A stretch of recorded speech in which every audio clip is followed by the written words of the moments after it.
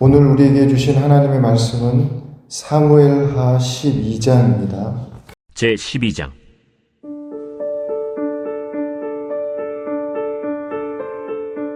여호와께서 나단을 다윗에게 보내시니 그가 다윗에게 가서 그에게 이르되, 한 성읍에 두 사람이 있는데 한 사람은 부하고 한 사람은 가난하니 그 부한 사람은 양과 소가 심히 많으나 가난한 사람은 아무것도 없고 자기가 사서 기르는 작은 암양 새끼 한 마리뿐이라. 그 암양 새끼는 그와 그의 자식과 함께 자라며 그가 먹는 것을 먹으며 그의 잔으로 마시며 그의 품에 누움으로 그에게는 딸처럼 되었거늘, 어떤 행인이 그 부자에게 오매 부자가 자기에게 온 행인을 위하여 자기의 양과 소를 아껴 잡지 아니하고 가난한 사람의 양새끼를 빼앗아다가 자기에게 온 사람을 위하여 잡았나이다. 다윗이 그 사람으로 말미암아 노하여 나단에게 이르되, 여호와의 살아계심을 두고 맹세하노니 이 일을 행한 그 사람은 마땅히 죽을 자라. 그가 불쌍히 여기지 아니하고 이런 일을 행하였으니 그 양새끼를 4배나 갚아주어야 하리라. 나단이 다윗에게 이르되, 당신이 그 사람이라. 이스라엘의 하나님 여호와께서 이와 같이 이르시기를, 내가 너를 이스라엘 왕으로 기름 붓기 위하여 너를 사울의 손에서 구원하고 내 주인의 집을 내게 주고 내 주인의 아내들을 네 품에 두고 이스라엘과 유다 족속을 내게 맡겼느니라. 만일 그것이 부족하였을 것 같으면 내가 네게 이것저것을 더 주었으리라. 그러한데 어찌하여 내가 여호와의 말씀을 업신여기고 나보기에 악을 행하였느냐? 내가 칼로 햇사람 우리아를 치되 암몬 자손의 칼로 죽이고 그의 아내를 빼앗아 내 아내로 삼았도다.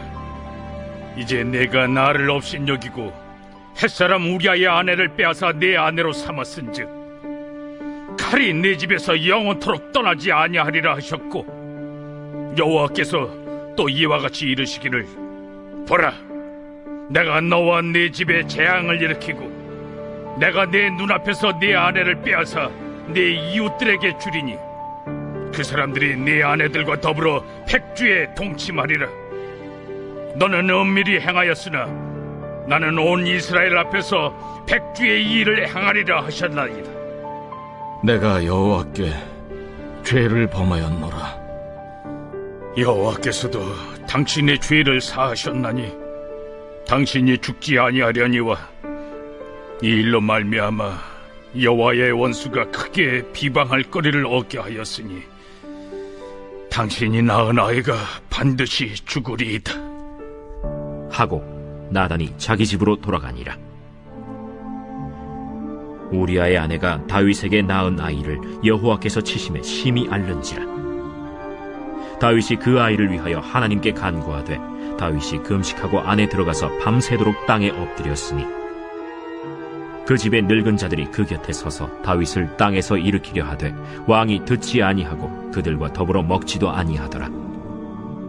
이래 만에 그 아이가 죽으니라. 그러나 다윗의 신하들이 아이가 죽은 것을 왕에게 아뢰기를 두려워하니 이는 그들이 말하기를, 아이가 살았을 때에 우리가 그에게 말하여도 왕이 그 말을 듣지 아니하셨나니 어떻게 그 아이가 죽은 것을 그에게 아뢰 수 있으랴. 왕이 상심하시리로다. 다윗이 그의 신하들이 서로 수군거리는 것을 보고 그 아이가 죽은 줄을 다윗이 깨닫고 그의 신하들에게 묻되, 아이가 죽었느냐? 죽었나이다 하는지라. 다윗이 땅에서 일어나 몸을 씻고 기름을 바르고 의복을 갈아입고 여호와의 전에 들어가서 경배하고 왕궁으로 돌아와 명령하여 음식을 그 앞에 차리게 하고 먹은지라.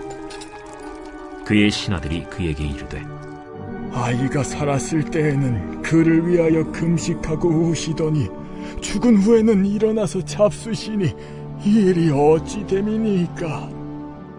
아이가 살았을 때 내가 금식하고 운 것은 혹시 여호와께서 나를 불쌍히 여기사 아이를 살려주실는지 누가 알까 생각함이거니와 지금은 죽었으니 내가 어찌 금식하랴? 내가 다시 돌아오게 할 수 있느냐? 나는 그에게로 가려니와 그는 내게로 돌아오지 아니하리라. 다윗이 그의 아내 바세바를 위로하고 그에게 들어가 그와 동침하였더니 그가 아들을 낳음에 그의 이름을 솔로몬이라 하니라. 여호와께서 그를 사랑하사 선지자 나단을 보내 그의 이름을 여디디아라 하시니 이는 여호와께서 사랑하셨기 때문이더라. 요압이 암몬 자손의 라빠를 쳐서 그 왕성을 점령하매 요압이 전령을 다윗에게 보내 이르되 내가 라빠 곧 물들의 성읍을 쳐서 점령하였으니 이제 왕은 그 백성의 남은 군사를 모아 그 성에 맞서 진치고 이 성읍을 쳐서 점령하소서. 내가 이 성읍을 점령하면 이 성읍이 내 이름으로 일컬음을 받을까 두려워하나이다. 다윗이 모든 군사를 모아 라빠로 가서 그곳을 쳐서 점령하고 그 왕의 머리에서 보석 박힌 왕관을 가져오니 그 중량이 금 1달란트라. 다윗이 자기의 머리에 쓰니라. 다윗이 또 그 성읍에서 노략한 물건을 무수히 내오고 그 안에 있는 백성들을 끌어내어 톱질과 썰애질과 철도끼질과 벽돌 구이를 그들에게 하게 하니라. 암몬 자손의 모든 성읍을 이같이 하고 다윗과 모든 백성이 예루살렘으로 돌아가니라. 오늘도 하나님의 은혜와 평강이 함께하기를 축복합니다. 이 다윗이 바세바를 범하고 그의 남편 우리아를 최전방으로 보내서 의도적으로 죽게 한 이후에 이제 아무도 요압 말고는 아무도 이 범죄 사실을 모를 것이다 이렇게 생각을 하고 다윗은 아마 아무 일이 없었던 것처럼 그렇게 물론 이제 자기 속으로는 양심의 어떤 그런 가책, 죄책감 그런 게 있었겠죠. 그래서 어쩌면 그 책임을 다한다는 마음으로 바세바를 자기 아내로 그렇게 맞이했는지도 또 모릅니다. 그러나 어떻든 그렇게 해서 이 저질렀던 모든 일이 다 그냥 묻혔다 싶었겠죠. 근데 하나님께서 선지자 나단을 다윗에게 보낸 것입니다. 나단이 다윗 왕 앞에 와서 어떤 이야기 하나를 이제 하는데 내용이 이렇습니다. 어떤 성읍에 두 사람이 있는데 한 사람은 부자고 한 사람은 가난하고 그 부자는 양이고 소 이런 게 심이 많은 사람이고 그 가난한 사람은 정말 자기 가족처럼 기르는 그 암양 새끼 한 마리 그걸 이제 가지고 있는데 그 부자에게 어떤 행인이 이제 왔는데 그 행인을 위해서 이 부자가 자기 집에 있는 그 많은 양과 소는 그냥 놔두고 가난한 사람이 그렇게 아끼는 그 암양 새끼 한 마리 그것을 뺏어다가 자기에게 온 그 손님 행인을 위해서 요리를 해서 줬다는 것입니다. 이제 그 이야기를 거기까지 딱 듣더니 다윗이 아주 노하면서 하는 말이 여호와의 살아계심을 두고 맹세하는데 이런 사람은 마땅히 죽어야 되고 그 피해 보상은 4배나 갚아줘야 된다 하고 판결을 땅땅땅 이렇게 내린 것이죠. 그러니까 전혀 이게 다윗이 이게 자기 이야기라고는 전혀 생각하지 못했고 자기 나라에 사는 어떤 아주 이런 나쁜 그런 부자의 이야기로 들었던 것입니다. 자, 그랬더니 선지자 나단이 다윗이 그렇게 말을 하고는 아주 단호하게 하는 말이 7절입니다. 7절에 보면 나단이 다윗에게 이르되 당신이 그 사람이라. 바로 당신이 이 이야기의 주인공이라는 거죠. 이 짤막한 이야기인데 그렇게 길지 않은 이야기인데 아주 폐부를 찌르는 그런 이야기죠. 다윗이 자기의 이야기인지도 모르고 아주 만약에 자기 이야기인 줄 알았다면 이렇게 판결하지 못했을 텐데 아주 10분 공정하게 법대로 딱 사형 선고와 함께 추징금 4배 이렇게 변상해라 이렇게 정확하게 딱 판결하고 나니까 그걸 적용할 때 당신이 바로 그 사람이다 이렇게 했습니다. 그러니까 다윗이 뭐 더 이상 어떤 변명할 말이 없는 거죠.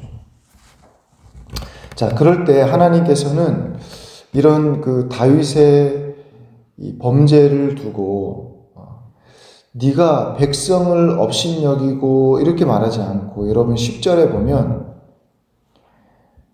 이제 네가 나를 업신여기고 이렇게 이야기합니다.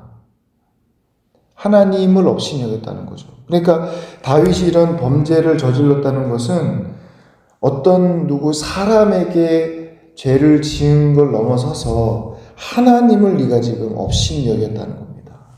하나님 모르겠지. 그 자체가 이미 하나님을 업신여기는 겁니다. 우리가 밀실에서 아무도 모르게 죄를 짓는다는 것은 하나님을 업신여기는 하나님을 멸시하는 그러한 죄가 된다는 거죠. 그렇기 때문에 항상 우리가 하나님 두려운 줄 알아야 그래야 죄 짓는데 담대하지 않을 텐데 하나님 두려운 줄도 모르고 마치 죄 지을 때는 하나님이 없는 것처럼 그렇게 죄를 지었다는 것은 이것은 어떤 사람에게 죄를 지은 걸 넘어서서 하나님을 업신여기고 하나님을 멸시하는 그러한 행태가 된다는 것입니다. 다윗이 남의 아내를 탐하고 간음하고 그것도 모자라 그 남편을 죽이고 이게 어떤 순간의 실수로 그렇게 한 게 아니라 이걸 아주 계획적이고 의도적으로 아주 은폐하려고 이렇게 한 것은 하나님 앞에 매우 심각한 그러한 죄가 되었습니다. 그래서 여러분 10절에 다시 보시면 이제 네가 나를 업신여기고 햇사람 우리아의 아내를 빼앗아 내 아내로 삼았은즉 칼이 내 집에서 영원토록 떠나지 아니하리라 하셨고 여호와께서 또 이와 같이 이르시기를 보라 내가 너와 내 집에 재앙을 일으키고 내가 내 눈앞에서 내 아내를 빼앗아 내 이웃들에게 주리니 그 사람들이 내 아내들과 더불어 백주에 동침하리라. 너는 은밀히 행하였으나 나는 온 이스라엘 앞에서 백주의 이 일을 행하리라 하셨나이다. 자, 근데 여러분 그럴 때 이 다윗의 태도를 우리가 잘 봐야 되는데 일단 죄를 지었고 그리고 그에 대한 하나님의 이런 두려운 말씀이 있습니다. 있는데 그럴 때 다윗이 어떻게 하느냐 하면 13절에 보면 다윗이 나단에게 이르되 내가 여호와께 죄를 범하였노라 하며 그러니까 다윗이 이 나단 앞에서 무릎을 꿇으면서 그냥 그 앞에 거꾸러집니다. 다윗이 왕이죠. 왕이고 나단은 뭐 일개 선지자에 불과한데 이 선지자 하나 죽이는 건 일도 아니죠, 사실은. 근데 그 나단 앞에 하나님 앞에 자기의 죄를 딱 인정하고 내가 여호와 앞에 죄를 범했습니다 하고 그냥 그 앞에 엎어지는 겁니다. 그래서 이제 다윗이죠. 사울은 그렇지 못했기 때문에 사울이고 다윗은 이렇게 했기 때문에 다윗입니다. 자, 그렇게 했기 때문에 13절 후반부에 보면 나단이 다윗에게 말하되 여호와께서도 당신의 죄를 사하셨나니 당신이 죽지 아니하려니와. 그러니까 다윗은 단호하게 이런 자는 사형입니다. 사형 선고를 내렸지만 사형을 면하고 죽지는 않는다 이렇게 이야기를 한 겁니다. 그러나 이제 두 가지가 있죠. 그러나 남은 일 두 가지가 있는데 하나는 이 다윗의 범죄에 대한 그 상당한 징벌이 그 뒤에 따라오게 될 것이고, 그 책임은 져야 된다는 겁니다. 져야 되고, 또 한 가지는 14절에 보면 이 일로 말미암아 여호와의 원수가 크게 비방할 거리를 얻게 하였으니.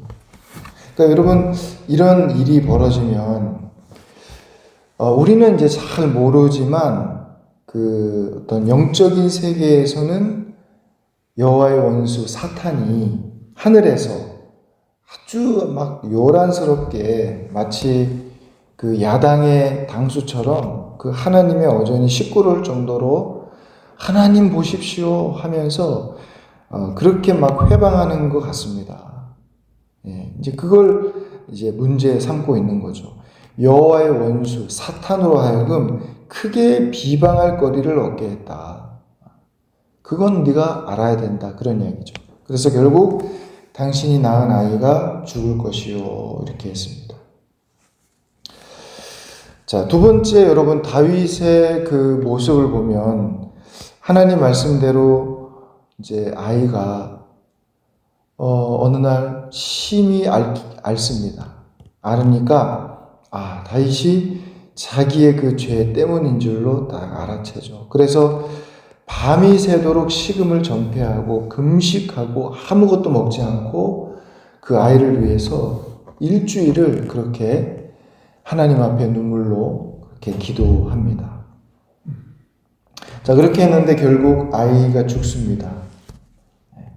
그러니까 아이가 죽었다 하는 말을 이제 신하들이 해야 되는데 아무도 그 말을 다윗에게 하지를 못하는 그런 상황이죠. 너무 큰 충격을 받을까 싶어서 신하들이 그냥 자기들끼리만 수근수근 하니까 다윗이 이걸 눈치채고는 아이가 죽었느냐? 죽었습니다. 그렇게 하니까 20절에 다윗이 땅에서 일어나 몸을 씻고 기름을 바르고 의복을 갈아입고 여호와의 전에 들어가서 경배하고 왕궁으로 돌아와 명령하여 음식을 그 앞에 차리게 하고 먹은지라. 이제는 이제 더 이상 자기가 할 수 있는 게 없고 이제 아이는 죽었고 하니까 금식을 풀고 식사를 했다는 것입니다. 그리고 이제 이 일이 있은 후에 다윗과 밧세바 사이에 또 다른 아들이 하나 이제 태어났는데 그게 누구냐면 바로 솔로몬이라는 아들이 태어납니다.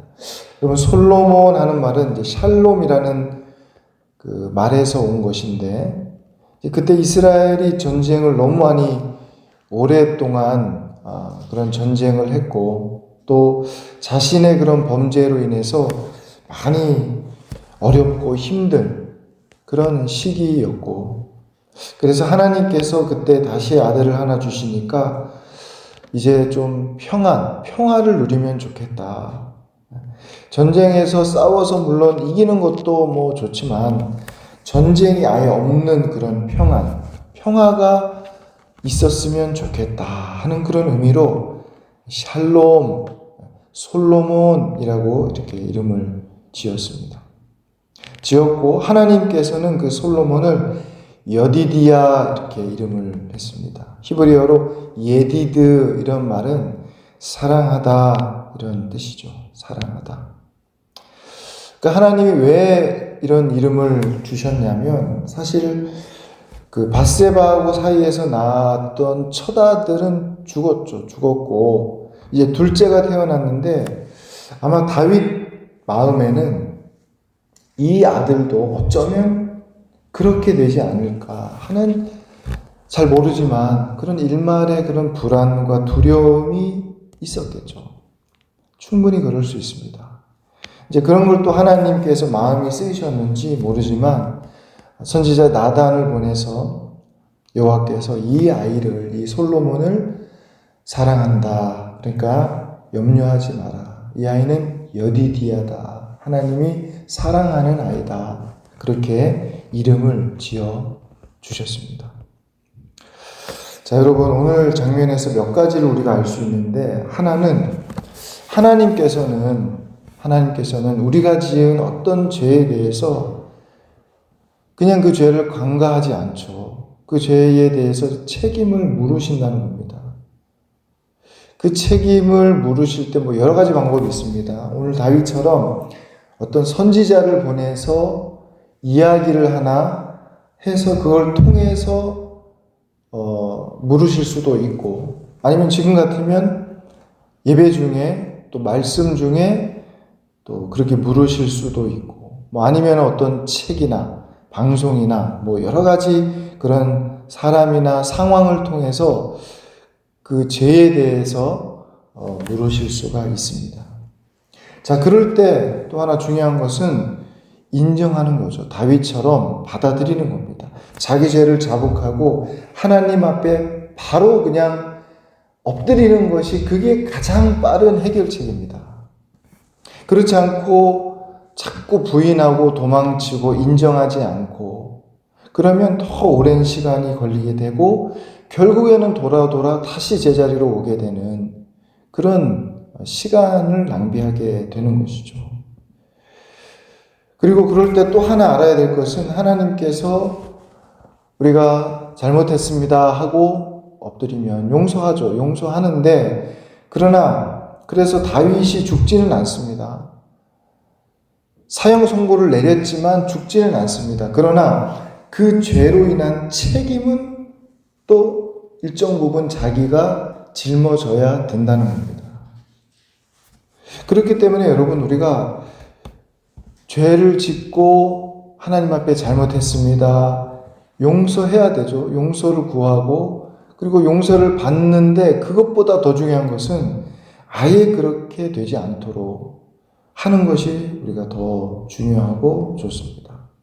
하나님 앞에 우리가 죄 짓지 않도록 항상 깨어서 기도하고 말씀 안에서 우리의 삶을 잘 가다듬어야 됩니다. 가다듬고, 그래서 하나님 앞에 늘 살아갈 수 있는 그런 저와 여러분의 삶이 다 될 수 있기를 간절히 소망합니다. 기도하겠습니다. 하나님 아버지, 감사합니다. 다윗이 범죄하고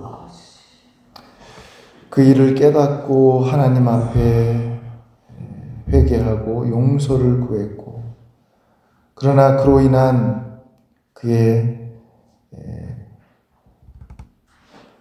죄의 결말들을 또 일정 부분 감당해야 되는 그 모든 상황들, 하나님 오늘 우리 자신을 돌아보게 하시고 또 우리가 하나님 앞에 죄 짓는 모습들은 없는지를 늘 생각할 수 있도록 인도하여 주셔서 우리가 그렇게 되지 않도록 도와 주시옵소서. 항상 하나님 면전 앞에 우리가 있다는 사실을 단 한순간도 잊지 않도록 도와주시고, 하나님을 업신여기거나 멸시하는 그런 죄악 가운데 빠지지 않도록 주님 우리를 늘 붙잡아 주시옵소서. 이 새벽에 기도할 때, 주님 앞에 엎드려 기도할 때 우리 하나님의 뜻을 깨닫게 하시고 우리의 자신을 돌아보게 하시며 오늘도 하나님 믿음 안에서 살아갈 수 있는 힘과 믿음과 용기를 더하여 주시옵소서. 오직 주님께 감사드리며 예수님의 이름으로 기도합니다. 아멘.